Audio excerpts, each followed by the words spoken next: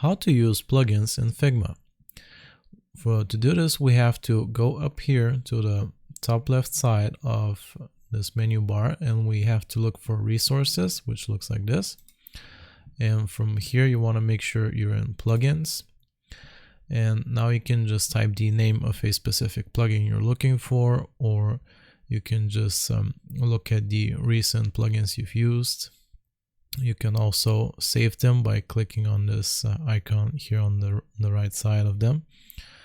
And if you scroll down, you will see the plugins from the community. These are like featured, so you can look through them if you don't know what you're looking for, just a specific keyword.